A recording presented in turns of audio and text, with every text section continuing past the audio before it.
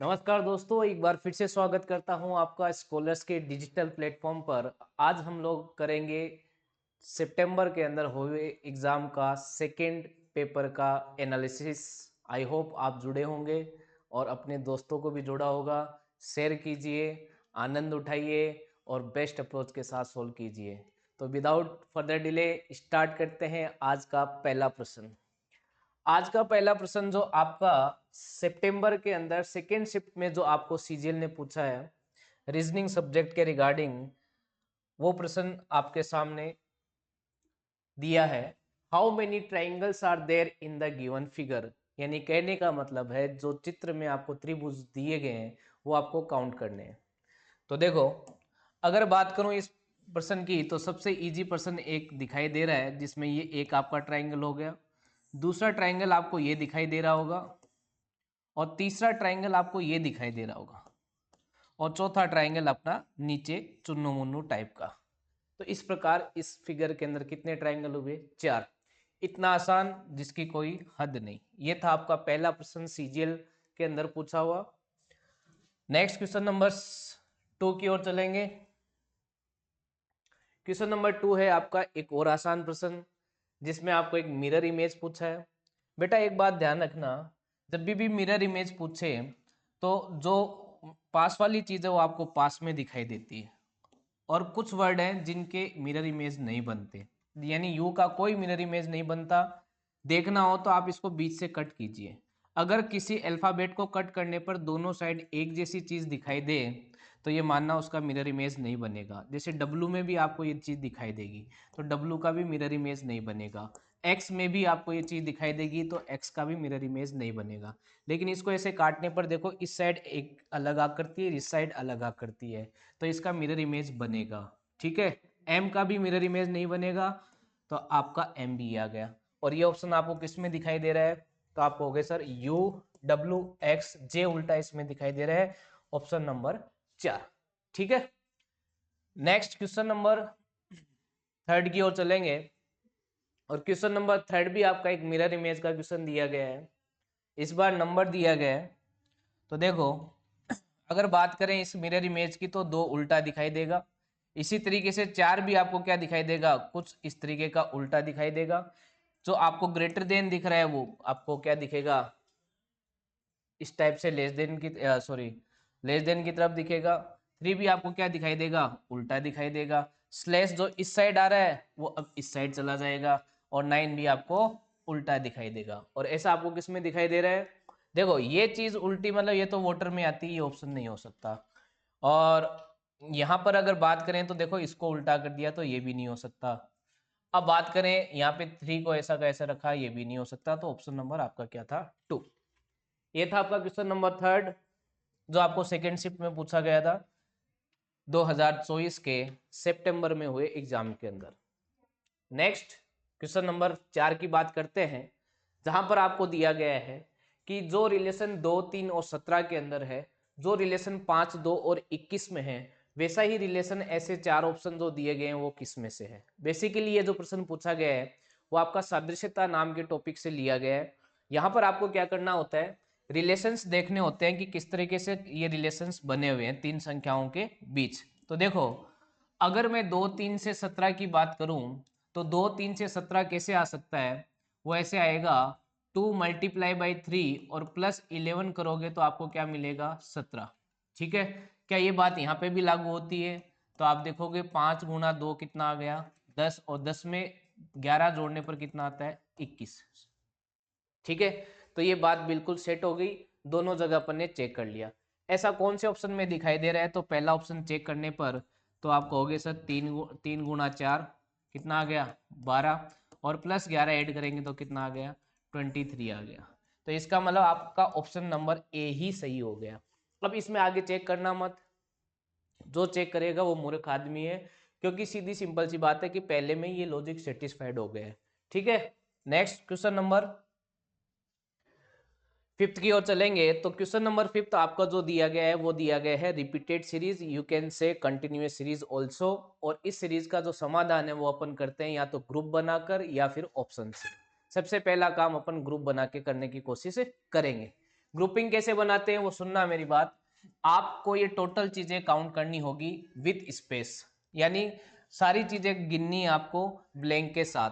तो अगर मैं काउंट करना शुरू करूंगा तो मैं देखूंगा कि यहाँ पे टोटल कितनी चीजें हैं, 1 2 3 4 5 6 7 8 9 10 11 12 13 14 15 16 17 18 19 20 21 22 23 24 25 और ये 26। अब 26 अगर बात चीजें हैं तो 26 की ग्रुपिंग नहीं बनेगी। आपको क्या करना पड़ेगा, आपको 26 की ग्रुपिंग ना बना के या 24 की ग्रुपिंग बनानी चाहिए, क्योंकि पॉसिबिलिटी ज्यादातर 3 की 4 की इन्हीं ग्रुपिंग की रहती है। अब 24 की ग्रुपिंग जो है वो आप 3 3 की बना सकते हो और 4 4 की भी बना सकते हो और 6 6 की भी बना सकते हो। इसके लिए अपन को क्या करना पड़ेगा, इधर से दो चीजें आप हटा दो कि अपन को, क्योंकि देखो सीरीज का मतलब होगा कहाँ से शुरू हो रही है कहाँ पे खत्म हो रही है, ऐसा आपको नहीं पता होता, क्योंकि ना इसका कोई इनिशियल पॉइंट होता है ना इसका कोई एंड पॉइंट होता है। तो देखो अगर 3 3 का मैं ग्रुप बना देता हूं तो मेरे पास क्या जो चीजें हैं वो बैठ रही है क्या, ठीक है। ये हिट एंड ट्रायल होता है, कई बार सही भी हो जाती है बात, कई बार नहीं भी हो पाते। तो देखो ये ए और ए मेरे को अल्टरनेट दिखाई दे रहा है, तो क्या अल्टरनेट ए आ रहा है, बिल्कुल ए अल्टरनेट आ रहा है, ठीक है। तो मैं कह सकता हूं कि लास्ट जो फिल इन द ब्लैंक्स है वो एन आएगा, यानी ऑप्शन में लास्ट में एन होना चाहिए। इतना सा कहने पर मैं आपके दो ऑप्शन एलिमिनेट कर सकता हूं। अब इनमें अगर देखा जाए तो सेकेंड लास्ट लेटर के भी ऊपर गौर कर लो, ऑप्शन आपका रेडी। चलो ये दूसरा जो ग्रुप है ये क्या ग्रुप है वो देखो।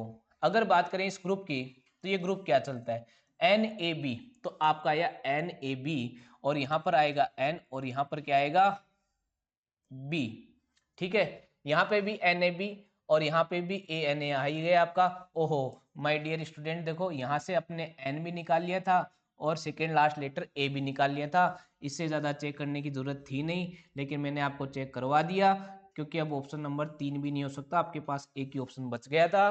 पूरा भी मैंने फिल कर दिया, जो ब्लैंक पे भरा है वही आपका आंसर होता है। तो देखो लिख देता हूँ ए एन बी, उसके बाद ए और उसके बाद एन।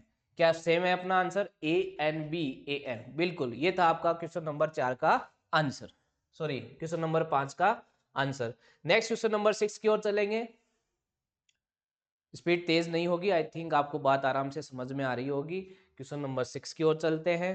क्वेश्चन नंबर 6 सिर्फ इंग्लिश मीडियम में लिखा हुआ है, मैं आपको इसका हिंदी ट्रांसलेट कर देता हूँ, ठीक है।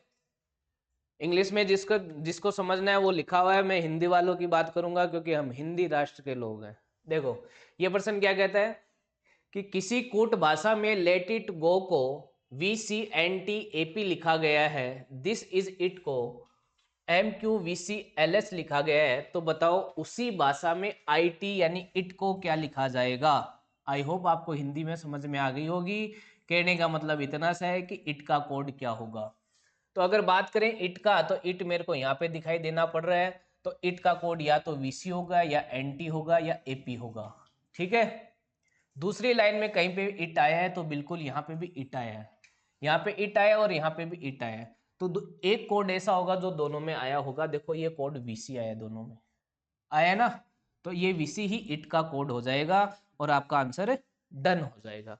ये था अपना done done done question number 6। Next question number 7 की ओर चलेंगे। क्वेश्चन नंबर 7 जो है आपका सिलोजिज्म से लिया गया है, यानी कथन निष्कर्ष नाम के टॉपिक से लिया गया है, जहां पर आपको वेन डायग्राम बनाना होता है। वेन डायग्राम बनाकर आपको निष्कर्ष पे जाना होता है। देखो वेन डायग्राम कैसे बनाएंगे, सबसे पहला स्टेटमेंट दिया गया है कि सभी पंखे भूरे हैं, यानी ऑल फैन आर ब्राउन, तो ऑल फैन आर ब्राउन का वेन डायग्राम बनेगा ये। दूसरा स्टेटमेंट दिया गया है सम ब्राउन आर चेयर्स, यानी कुछ भूरी क्या है कुर्सियां, तो ये बन गया। तीसरा आपका स्टेटमेंट है सम चेयर्स आर प्लास्टिक, तो सम चेयर्स आर प्लास्टिक का ये वेन डायग्राम बन गया। वेन डायग्राम बनाने के बाद कंक्लूजन पे आ जाओ। तो पहला कंक्लूजन क्या कहता है मेरे स्टूडेंट्स, ये कहता है सम ब्राउन आर फैंस। क्या सम ब्राउन फैन दिखाई दे रहे हैं, बिल्कुल देखो ये ब्राउन के ये हिस्से फैन में आते हैं, तो आपका पहला कंक्लूजन तो क्या है सही है, पहला कंक्लूजन क्या है सही है। दूसरा देखो सम चेयर आर ब्राउन, क्या सम चेयर आर ब्राउन दिखाई दे रही है, बिल्कुल देखो सम चेयर आर ब्राउन दिखाई दे रही है, यानी आपका दूसरा कंक्लूजन भी सही है। ओहो हो नो आ गया, no no chair is plastic. एक बात हमेशा नोट कर लेना अपने नोटबुक में कि अगर स्टेटमेंट पॉजिटिव है, पॉजिटिव का मतलब कहीं पे भी नोट नहीं देखने मिल रहा, तो कंक्लूजन कभी भी नेगेटिव नहीं हो सकता। इसका मतलब थर्ड कंक्लूजन चेक भी करने की जरूरत नहीं है, इसी लॉजिक से अपन कर देंगे कि ये गलत होगा और केवल पहला और दूसरा ही सही होगा। तो ओनली कंक्लूजन फर्स्ट और सेकंड कहां पे दिखाई दे रहा है आपको? ऑप्शन नंबर 4 में। देखो बच्चों को देखने पे लग रहा होगा कि कोई कुर्सी प्लास्टिक नहीं है, वैसे देखने पे भी नहीं लग रहा है इस बार तो, क्योंकि कुछ प्लास्टिक कुर्सी दिखाई दे रही है। ठीक है, नेक्स्ट क्वेश्चन नंबर 8 की ओर चलते हैं। तो क्वेश्चन नंबर 8 क्या कहता है आपका? नॉन वर्बल का सीरीज का आपका ये प्रश्न है। जैसा कि मैंने कहा एक एक सिंबल को देखते हुए अपन आंसर करने की कोशिश करेंगे। अगर मैं पैटर्न समझना चाहूं, श्रृंखला का क्या पैटर्न बनता है, तो आप ये देखोगे कि ये यहाँ पर सीधा, ये यहाँ पे उल्टा, ये यहाँ पे सीधा, ये उल्टा, तो अब आगे क्या आएगा? सीधा आएगा। तो पहले तो वो ऑप्शन एलिमिनेट कर दो जिसमें उल्टा आपको दिखाई दे रहा है, किसी में ही नहीं दे रहा। देखो भाई, ना ना ना ना, ना बहुत होशियार एग्जामिनर, कोई बात नहीं। और देखो अगर बात करें ए के मूवमेंट की, तो ए पहले यहां गया, फिर ए कहां पर आया? यहां पर। अब ए कहां आया? यहां पर। अब ए कहां जाएगा? यहाँ वाली चीज कहाँ जाती है? इसको यहाँ से ऑब्जर्व कर सकते हो। देखो यहाँ वाली चीज कहाँ जाती है? यहाँ से ऑब्जर्व कर सकते हो कि यहाँ वाली चीज यहाँ जाती है, यानी ए जाएगा तो ऊपर की ओर, ए जाएगा तो ऊपर की ओर। लेकिन अगर इन दोनों को समझने का देखोगे, कोशिश करोगे, तो ये यहाँ ऊपर जाके उल्टा हो जाता है, यानी ए भी ऊपर जाके क्या हो जाएगा? उल्टा हो जाएगा। ए ऊपर आना चाहिए, इसमें सीधा है, हटाओ भाई, इसमें सीधा है, हटाओ भाई, इसमें उल्टा है और इसमें उल्टा है। क्लियर है बात? यहां से बात अभी बनी नहीं है, अभी भी और चेक करना पड़ेगा। ठीक है, अब बात करते हैं इन दोनों में डिफरेंस क्या है। तो इन दोनों में डिफरेंस इसका है, क्योंकि इसमें अगर नीचे की ओर है तो इसमें ऊपर की ओर है। क्यों ना इसी पे गौर कर लिया जाए। अगर इसकी बात करें तो देखो, जब P यहां था तो P यहां चलकर आया और यहाँ पे कोई उल्टा नहीं हुआ है, सीधा का सीधा रखा है। इसका मतलब यहाँ वाली चीज जब यहाँ आती है तो वो सीधी रहती है, वो उसका फेस चेंज नहीं किया जाता। हाँ, यहाँ वाली चीज जब जाती है तो उसका फेस चेंज किया जाता है, लेकिन यहाँ वाली चीज को अगर यहाँ लाएंगे तो चेंज नहीं होगा। इसका मतलब इसका फेस नीचे की ओर ही आएगा, यानी ऑप्शन नंबर ए ही होगा, डी भी नहीं होगा। ये था आपका नॉन वर्बल का question number 8। Next question number 9 की ओर चलेंगे। ठीक है, इतने आसान एग्जाम, इतना आसान आपका शिफ्ट, आराम से अगर अप्रोच करोगे तो मुश्किल से इन प्रश्नों को सोल्व करने में लिए आपको 12 से 13 मिनट की आवश्यकता होती है। ठीक है, और आराम से आप इस चीज को कर सकते हो। ठीक है, बस आपके पास अच्छी अप्रोच होनी चाहिए और सही गाइडेंस होना चाहिए। पेपर आसान आते हैं, कोई मुश्किल नहीं आता। नेक्स्ट क्वेश्चन नंबर 9 की ओर चलेंगे, जो कि आपका लिया गया है ब्लड रिलेशन से। इस प्रकार के ब्लड रिलेशन को करने का सबसे बढ़िया तरीका है कि जो दिया गया है, जो पूछा गया है लास्ट में, उस पर सबसे पहले गौर करो। यानी आपसे क्या पूछा गया है, आपको बस इतनी सी बात पे गौर करना है। क्लियर है? अब सबसे पहले तो आप ये नोट डाउन करो अपनी जो भी आपको रफ शीट मिले उसके अंदर। उसके बाद सिंबल के लिए क्या कहा गया है वो सुन लो। प्लस टी, प्लस के लिए क्या कहा गया है कि प्लस होता है सिस्टर के लिए, जो दिया गया है वो नीचे लिख लेंगे। माइनस के लिए दिया गया है फादर, डिवाइड के लिए दिया गया है मदर, स्टार के लिए क्या दिया गया है? वाइफ। अच्छा, माइनस के लिए क्या कहा था? फादर। और डिवाइड के लिए क्या कहा था? मदर। जो इसने बोला है सिंबल का मीनिंग वो आप लिख लो, क्योंकि सिंबल भी बदलते जाते हैं और मीनिंग भी इनका बदलता जाता है। तो आप फटाफट डायग्राम बनाएंगे, इस साइड से चलना शुरू करें और डायग्राम बनाते रहें। ठीक है, अगर आर टी और यहाँ पर भी आर और टी है तो इस साइड से चले। अगर यहाँ पे आर टी और यहाँ पे टी आर लिख दिया जाए तो आप इस साइड से चलना शुरू करें। लेकिन बता दूं, चलने आप किसी की तरफ से भी चल सकते हो, लेकिन फिर आपको पूरा दिमाग लगाना पड़ेगा। ये लगाना पड़ेगा दिमाग कि जो पहला आदमी है वो दूसरे की सिस्टर है। ठीक है, तो देखो इधर से कोई दिमाग नहीं लगाना। जी लिखा, जी की मम्मी बना दो किसको? एफ को। महिला के लिए माइनस और पुरुष के लिए अपन प्लस यूज करेंगे। एक पीढ़ी ऊपर की ओर है तो ऊपर की ओर दर्शा दिया मम्मी को, और फिर मम्मी के भी पापा बनाने हैं किसको? ई को। तो ई हो गया एफ का फादर, ई हो गया। अब स्टार दिया है, स्टार का मतलब क्या दिया गया है, वाइफ, यानी ई की वाइफ कौन है, डी, तो ई की वाइफ बना दो डी को, ये लो भाई वाइफ बन गई।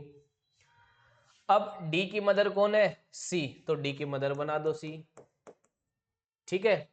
अब सी के फादर कौन है, एफ, बहुत ऊपर चला गया भाई, तो सी के फादर बना दिए एफ को।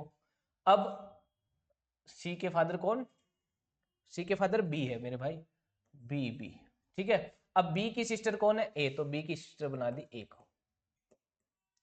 इस तरीके से डायग्राम कंप्लीट हुआ। अब इस डायग्राम में से आपको कुछ भी पूछे कोई दिक्कत नहीं है, एफ का सी से क्या रिश्ता है, यानी एफ क्या लगता है सी का, एफ कहां पर है, ये मैं अपनी जगह, इसकी जगह अपने आप को रखो, ये मैं, ये मेरे पिताजी, ये मेरे मम्मी, और ये मेरी मम्मी की मम्मी यानी मेरी नानी, ठीक है, मेरी नानी। तो आपको क्या पूछा है, एफ जो है, एफ का सी से क्या रिश्ता है, इसको मतलब है एफ क्या लगता है सी का, तो एफ सी की ग्रैंड डॉटर हो गई, ग्रैंड डॉटर होगी ना, दोहिती है ना, एक ग्रैंड डॉटर दोनों के लिए यूज होता है, दोहिती के लिए भी होता है और पोती के लिए भी होता है। तो बेसिकली इस लाइन को भी आप ढंग से पढ़े, अगर इसमें तो नानी वाला ऑप्शन नहीं दिया है, वरना बच्चे कुछ नानी कराते आंसर, ये नहीं पूछा कि सी क्या लगता है एफ का, आपको ये पूछा है एफ क्या लगता है सी का, एफ सी से, एफ सी से, ठीक है। तो एफ क्या लगता है सी का, डॉटर, सॉरी क्या, डॉटर्स डॉटर, ठीक है, डॉटर्स डॉटर भी क्या होती है, grand daughter. Next question number 10 की ओर चलेंगे। क्वेश्चन नंबर 10 जो है वो एनालॉगी का पर्सन है, बेसिकली मैं कहूंगा ये रीजनिंग का पर्सन नहीं है, ये आपके जनरल नॉलेज का पर्सन है, ठीक है। जनरल नॉलेज अगर जिसका ठीक ठाक है वो इस पर्सन को कर लेगा, क्योंकि इसमें रीजनिंग की इतनी महत्वता नहीं है।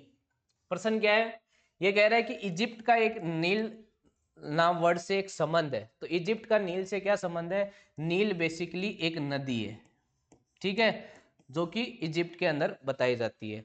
और ये आपको बता दूं एक वर्ल्ड की लॉन्गेस्ट रिवर के रूप में भी इसको जाना जाता है, longest not largest, largest river के लिए अमेजन रिवर का शायद नाम आता है। देखो मैं इतना आपको समझा सकता हूँ, इससे ज़्यादा अगर आपको समझना हो तो आप गूगल करें, जितना मेरे को पता है नील एक I think one of the longest river आपकी, ठीक है, not largest, largest I think Amazon है, ठीक है। अब अगर बात करते हैं क्या साउथ कोरिया और मिकोंग की, तो मिकोंग मेरे हिसाब से ये साउथ ईस्ट एशिया का है, तो ये साउथ कोरिया का तो नहीं है। अगर कोलोराडो की बात करें तो ये ब्राजील की नहीं है, शायद मेक्सिको की है, ठीक है। और अगर मिसिपी, इसको शायद मिसिपी या मिसिसिपी जो भी बोलते हैं, प्रोनाउंसिएशन करते हैं, ये नदी भी रशिया की नहीं है, ये शायद यूएस की है, ठीक है। तो ये ब्राजील की नहीं है, शायद मेक्सिको की, और ये ये साउथ ईस्ट एशिया की, लेकिन हाँ ये ठीक है, इरावेडी किससे, म्यांमार से रिलेटेड है। तो जो संबंध इजिप्ट का नील से है वो संबंध म्यांमार का किससे है, इरावेडी से, ठीक है।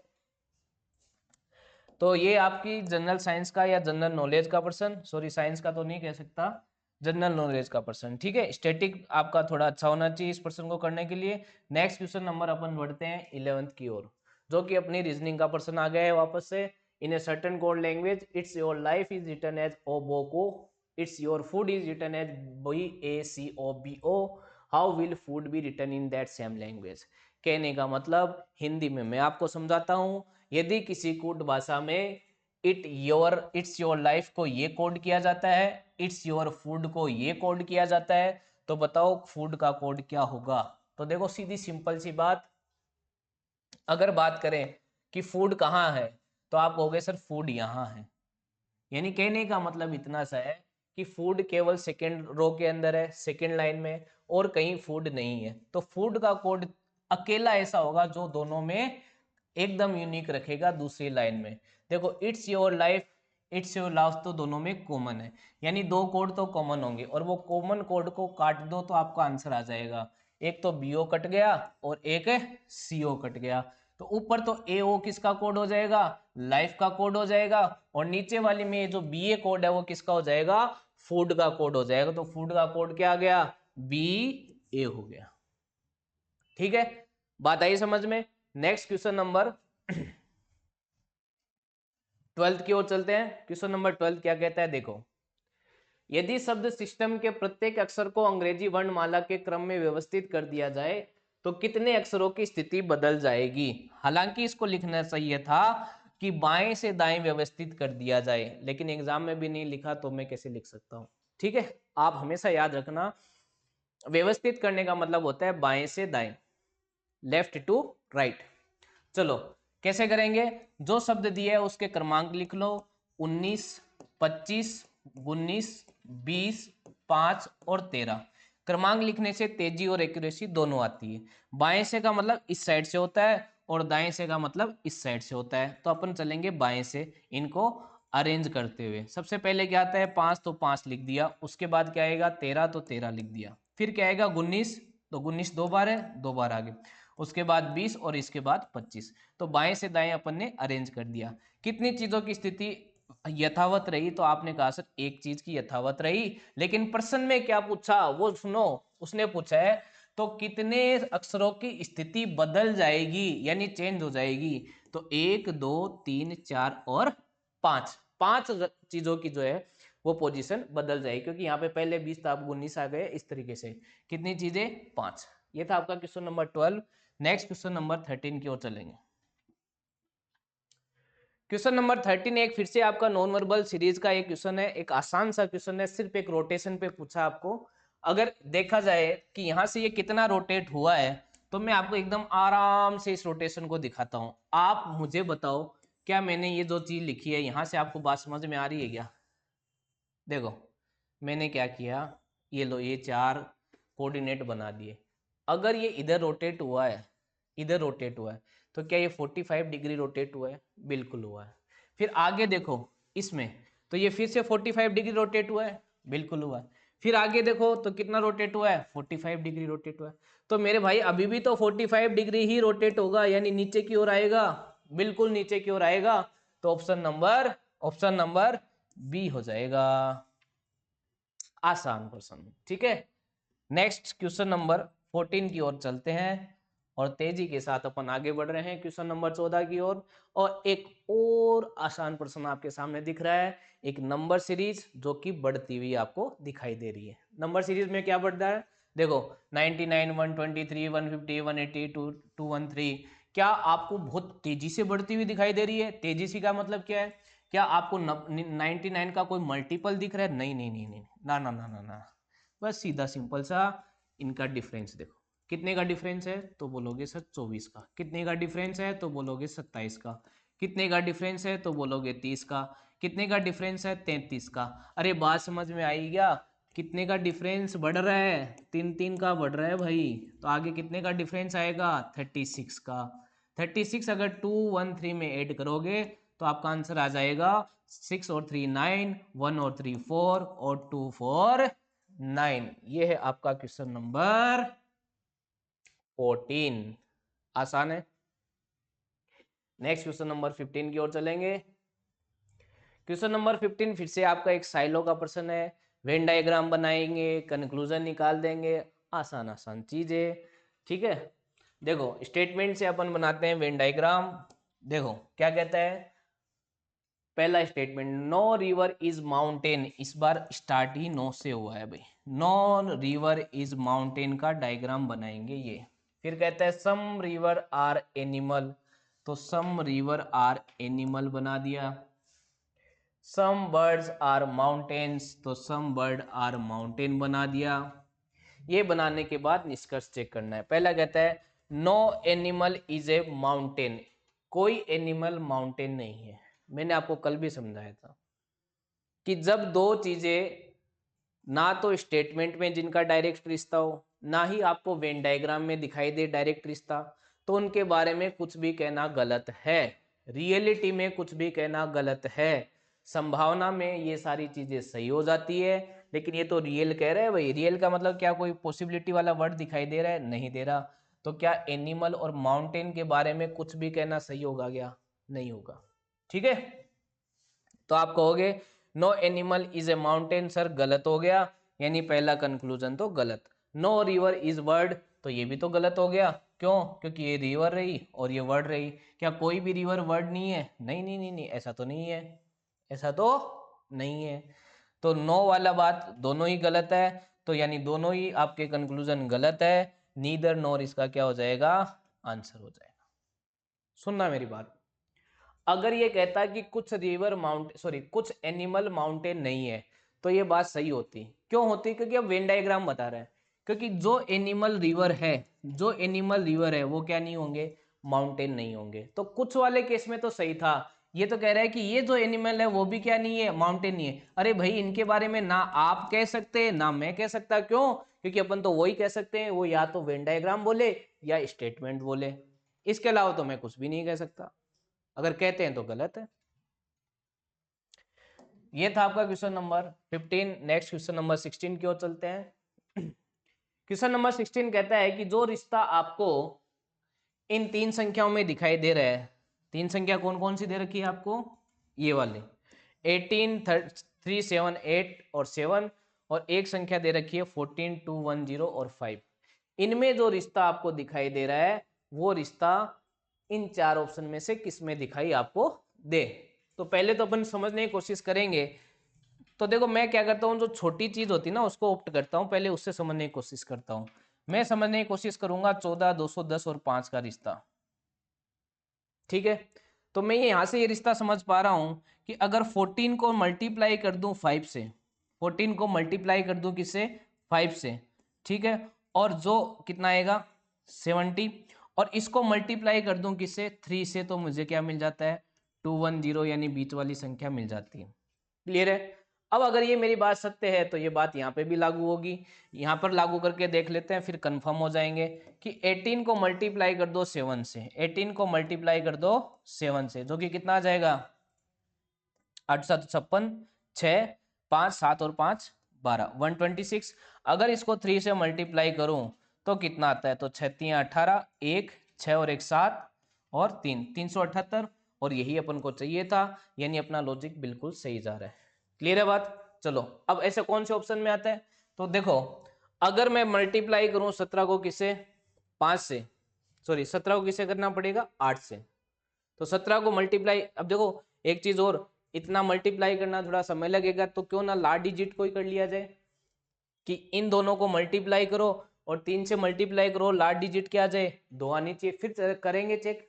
तो चलो, 7 और 8, 6 आएगा लार्ज डिजिट, और 6 को 3 से करूंगा तो क्या आएगा 18। तो ये ऑप्शन तो नहीं होना चाहिए, इसको चेक नहीं करेंगे। आगे चेक करते हैं, 7 6 42, तो 2, और 2 को 3 से करेंगे तो ये भी नहीं आएगा। देखो, मैं क्या कर रहा हूँ, सिर्फ लार्ज डिजिट को गुणा कर रहा हूँ। जैसे इसकी लार्ज डिजिट ले ली 7, मैं आपको समझा देता हूँ ये बात। लार्ज डिजिट ले ली 7, इसकी लार्ज डिजिट ले ली 6, तो कितना है 42, और 42 की फिर से लार्ज डिजिट ले ली, तो 3 से गुणा किया तो लार्ज डिजिट क्या आएगी 6, तो यहाँ पे कितनी आ रही है 4, तो ये ऑप्शन नहीं हो सकता। इसी तरीके से ये ऑप्शन एलिमिनेट किया। अब यहाँ पे भी देख लो, 5 दिया 15, लार्ज डिजिट 5, और 5 को फिर 3 से गुणा किया तो लार्ज डिजिट 5 आनी चाहिए, तो ये भी ऑप्शन नहीं है। यही ऑप्शन होगा, चेक करने की भी जरूरत नहीं है, आप चेक करके देख लो। लो, मैं आपको करके दिखा देता हूँ। 15 को मल्टीप्लाई करो 9 से, तो 15 नमा 135, यही होगा। और फिर कितने से मल्टीप्लाई करना है, 3 से, तो 3 से मल्टीप्लाई करोगे तो 5 3 15 का 5, 1 3 3 9 0, ठीक है, और 1 3 और 1 4, क्या 405 आ रहा है, बिल्कुल आ रहा है। ये है लार्ज डिजिट रेंज अप्रोक्सीमेशन इनकी पावर। क्लियर है? नेक्स्ट चलेंगे क्वेश्चन नंबर 17 की ओर। क्वेश्चन नंबर 17 क्या कहता है, फिर से ऐसा ही क्वेश्चन है कि जो रिश्ता 16, 33 और 67 और 19, 39 और 79 में है, वैसा ही रिश्ता ऑप्शन में दिए गए कौन से में है। ये बहुत आसानी से आप देख पा रहे हो कि 16 से 13 33 आता है, 16 इंटू 2 प्लस 1 33 आ जाएगा, और 33 को फिर से 2 से मल्टीप्लाई कर दो और प्लस 1 ऐड कर दो, तो आगे वाली संख्या 67 आ जाती है। यही लॉजिक यहाँ पर है। 19 मल्टीप्लाई बाई 2 प्लस 1 करेंगे तो 39, 39 इंटू 2 प्लस 1 करेंगे तो 79। तो क्या 22 गुणा 2 44 प्लस 1 41 आता है, 45 गुणा 2 प्लस 1 91 आता है। बिल्कुल यही आंसर है, आगे चेक करने की जरूरत नहीं है। क्लियर है बात? ये था question number 17। Next question number अपन चलेंगे 18 की ओर। क्वेश्चन नंबर 18 कहता है कि दिए गए संख्या युग्म में से एक को छोड़कर अन्य सभी संक्रिया क्रियाओं का अनुसरण करते हैं, वह असंगत संख्या युग्म कौन सा है। कहने का मतलब इतना सा है कि इन चार में से तीन में कोई सिमिलरिटी है और एक आपका अलग है, ओड वन आउट आपको निकालना है। चलो 15 और 48 की बात करें कि 15 से 48 कैसे आ सकता है, तो आप बोलोगे सर 15 तो 45 होता है और इसमें 3 ऐड कर दो तो मेरे को 48 मिल जाता है। ठीक है, 11 की बात करें तो 11 गुणा 3 ऐसे ही करने की कोशिश करते हैं तो 33 आता है, लेकिन 33 में 3 जोड़ने पर क्या आता है, 36 आता है। लेकिन आगे लागू करते हैं ये बात, तो 12 गुणा 3 करेंगे तो कितना आएगा, 36, और 36 में 3 ऐड करेंगे तो क्या आएगा, 39, जो कि आ रहा है। फिर 13 को 3 से मल्टीप्लाई करेंगे तो 39, और 39 में 3 ऐड करेंगे तो 42। तो 3 जगह तो ये बात लागू हो गई, लेकिन यहां बात बैठी नहीं, यानी यही आपका एक अलग है, यानी इसका आंसर क्या हो जाएगा, बी। ऑड वन आउट आपको निकालना था। बाकी तीन में एक जैसा लॉजिक लग रहा है, एक में थोड़ा अलग। नेक्स्ट क्वेश्चन नंबर 19 की ओर चलते हैं। जो 19 क्वेश्चन है वो आपका पेपर कटिंग और फोल्डिंग का है। इन प्रश्नों को करने का तरीका है कि सबसे लास्ट में क्या हुआ है, सबसे पहले वो अनफोल्ड होता है, वो सबसे पहले अनफोल्ड होता है, यानी सबसे लास्ट फोल्डिंग ये है तो सबसे पहले अनफोल्डिंग ये होगी। और ये अनफोल्डिंग का मतलब है कि आप इधर मिरर लगा दो, इधर जब आप मिरर लगाओगे तो ये जीरो यहाँ दिखाई देगा, ठीक है, और ये वाली चीज ये यहाँ दिखाई देगी, ठीक है, और ये वाली चीज आपको कुछ आदि इस तरीके से ऐड हो जाएगी। अब कौन सी फोल्डिंग है, ये वाली, तो ये वाली खोलनी है तो आप इधर मिरर लगा दो, इधर मिरर लगाओगे तो ये आपका पूरा दिखाई देगा, ये भी आपका एक बॉक्स रेक्टेंगुलर बॉक्स दिख जाएगा, सॉरी स्क्वायर वाला, और ये एक रेक्टेंगुलर बॉक्स यहाँ दिखाई देगा, और ये दो जीरो आपको यहाँ दिखाई देंगे। तो बीच में जो है वो स्क्वायर वाला चीज आएगा जो कि इसमें नहीं है। देखो ABCD ऑप्शन को थोड़ा करेक्ट कर लेना भाई, ओ मेरे भाइयों थोड़ा ऑप्शन करेक्ट कर लेना, ठीक है, मैं अभी कर देता हूँ आपके लिए। ये लो, ये ऑप्शन बी हो गया, ये ऑप्शन सी हो गया, और ये ऑप्शन डी हो गया, ठीक है, क्लियर है। ये लो, ये बी, ये सी, और ये आपका डी। अब कर दो फटाफट आंसर, कौन सा ए, कौन सा बी, कौन सा सी, कौन सा डी। तो आप कहोगे सर बीच में स्क्वायर आना चाहिए, ए में नहीं है, बी में नहीं है, सी में नहीं है, ये लो स्क्वायर एक में ही है भाई, आपका स्क्वायर एक में ही है। देखो पूरी आकृति मैंने आपको बना के दिखाई है, आपको नहीं दिख रहा, ये लो दिखा दिया, ठीक है। नेक्स्ट चलते हैं आगे क्वेश्चन नंबर 20 की ओर।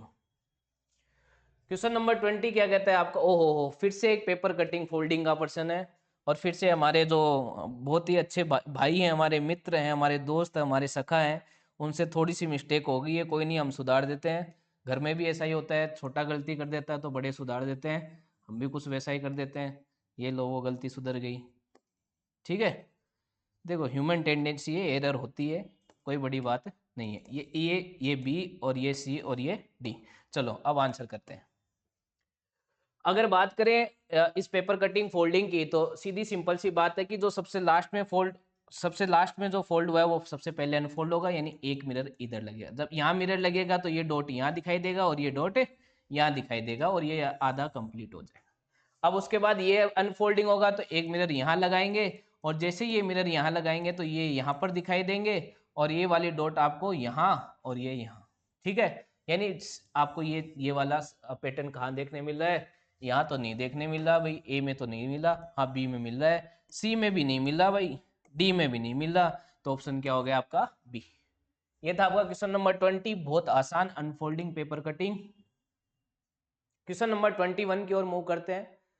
तो क्वेश्चन नंबर 21 फिर से आपका क्लासिफिकेशन का है, ओड वन आउट है, लेकिन इस बार अल्फाबेट में है। जब भी अल्फाबेट में आपको अलग छांटना है तो आप क्रमांक लिखोगे, आपको उससे बातें समझ में आएगी। तो फटाफट देखो, जैसे अगर मैं यहाँ की बात करूँ तो ई और जे में क्या संबंध है, 5 और 10 का है। उसके बाद ओ और टी में कितने का है, 15 और 20 का, ठीक है। 5 10 5 का डिफरेंस, 15 20 5 का डिफरेंस। चलो ये तो बात बैठ गई। केपी और यूजेड, केपी का कितना होता है 11, पी का कितना होता है 16, यू का 21 और जेड का 26। यहाँ पे भी 5 का डिफरेंस, यहाँ पे भी 5 का डिफरेंस।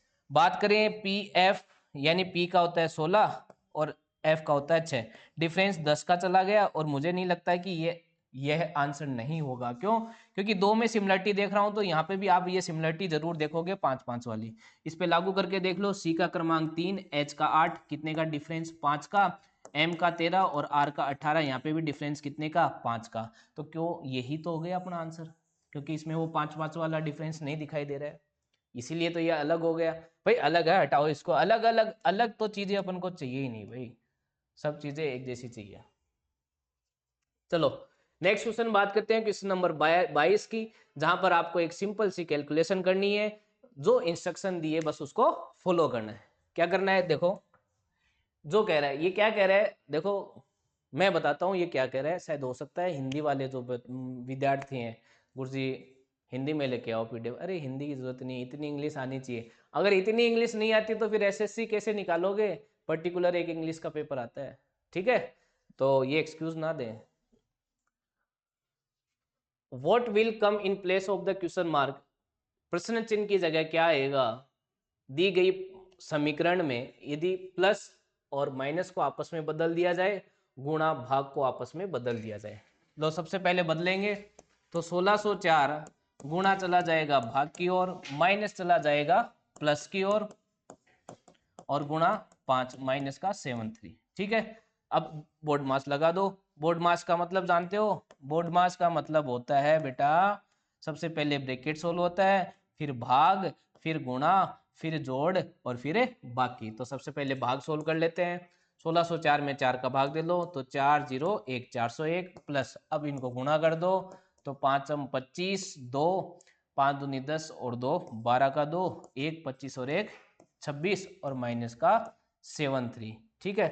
अब पहले ऐड कर दो, 401 को मैं ये ऐसे ऐड कर देता हूँ, 6 2 0 1 3, ठीक है, और इसमें से क्या माइनस कर दो, 73, तो 3 5 9 2 2953 2953 2953, ऑप्शन नंबर 1। क्लियर है, क्लियर है बात, आई बात समझ में, इजी सा क्वेश्चन है, जोड़ बाकी गुणा भाग। भाई मैं नहीं भागूं, तू भाग। नेक्स्ट चलते हैं क्वेश्चन नंबर 23 की ओर। क्वेश्चन नंबर 23 आपको एक सीरीज दी गई है, अल्फाबेटिक सीरीज है, क्रमांक लिखेंगे, सीरीज आसान से सोल्व हो जाएगी। क्रमांक याद कर लेना वरना आपका कुछ नहीं होना, ठीक है। क्रमांक लिखो, बी का 2, वी का 22, टी का 20 और ओ का 15। उसके बाद क्या कहा गया है, डी का 4, टी का 20, वी का 22 और एम का 13। चलो लॉजिक समझने की कोशिश करते हैं। प्लस 2 आ रहा है, ठीक है, माइनस 2 आ रहा है, ओहो ठीक है, प्लस 2 आ रहा है, ठीक है, फिर क्या आ रहा है, -2। अरे बात समझ में आ गई, +2 -2 +2 -2, या इसका मतलब क्वेश्चन मार्क की जगह क्या आएगा, डी में +2, टी में -2, इसमें +2 और इसमें -2। आंसर लिख देता हूँ फटाफट। डी में 2 जोड़ोगे तो क्या आएगा, 4 और 2 6, 6 पे क्या आता है, एफ। टी में से 2 घटाओगे तो क्या आएगा, आर। वी में 2 जोड़ोगे तो क्या आएगा, एक्स। और एम में 2 माइनस करोगे तो के आएगा, एफ आर एक्स के। कहाँ दिख रहा है, F R X K, F R X K. ये था आपका question number 23। Now we are moving for the question number 24, second last question. इतना आसान प्रश्न जिसकी कोई हद नहीं, फिर से एक सीरीज, लेकिन इस बार अल्फाबेटिक और न्यूमेरिकल दोनों मिलाकर। तो न्यूमेरिकल चीजें अलग सोल्व होती है, अल्फाबेटिकल अलग सोल्व होती है। तो आपको कुछ भी नहीं करना, सबसे पहले न्यूमेरिक पर गौर करेंगे। तो न्यूमेरिक में देखेंगे तो 39 से 35 -4, और ये भी -4, और ये भी -4, तो आगे भी -4 आएगा, यानी 23 नंबर आएगा। अरे भाई साहब 24 आ रहा है, ना ना ना ना ना ना ना ना भाई, अरे 23 23 23 23 यहीं आ रहा है, 24 यहाँ पे भी नहीं आ रहा। अरे मेरा तो बात ही बन गया है, मेरे को तो अल्फाबेट पे जाना ही नहीं पड़ा। इस तरीके से आंसर करते हैं, क्लियर है। Next question number 25, last but not the list. चलो देखिए, ओहो फिर से एक आसान प्रश्न, वही आपको इंटरचेंज करने हैं साइन को, बोर्ड मास लगाना है, आंसर निकालना है, सिंपल सी जोड़ बाकी। चलो क्या कहता है, प्लस और माइनस को बदल दो, गुणा और भाग को बदल दो। ये लो बदल दो भाई, 4 भाग की जगह गुणा, प्लस की जगह माइनस, और गुणा की जगह भाग, और माइनस की जगह प्लस। सबसे पहले भाग सोल्व कर दो, तो 13 आ जाएगा, और ये कितना आ जाएगा 24, और ये प्लस का 5। अब पहले एडिशन कर दो, 29 और 20 - 13 कितना हो गया, तो आप कहोगे 6 और 1 16 हो गया सर। क्वेश्चन नंबर 25 का आंसर 3 हो गया। तो ये था आपका 9 सितंबर को पूछने वाले सेकंड शिफ्ट के रीजनिंग पेपर का detail analysis with best approach. I hope आपको समझ में आया होगा। इसी तरीके से ये सीरीज जारी रहेगी। हर एक सब्जेक्ट के हम लोग जो है इसी चैनल के ऊपर इंग्लिश का, मैथ का, जीके का इसी तरीके से बेस्ट अप्रोच के साथ सारी शिफ्टों का सॉल्यूशन डाला जा रहा है। इन पेपर को भी अगर आप कर लेते हो तो आने वाले एग्जाम में मैं आपको गारंटी देता हूं आप बहुत अच्छा स्कोर करने वाले हो। तो ईमानदारी से घर पे बैठो, कॉपी और पेन लेकर पहले क्या करना है, पहले खुद को सोल्व करना है, पॉज करना है, खुद को सोल्व करना है, नहीं समझ में आए तो वीडियो सॉल्यूशन देखना है, ठीक है। इससे आप ये भी देख पाओगे कि हम कितने पानी में हैं। अरे नहीं नहीं नहीं, आप बहुत अच्छे हो, पढ़ते रहो, आगे बढ़ते रहो और नई चीजें सीखते रहो with us on scholars digital platform के ऊपर, ठीक है। जय हिंद, जय भारत।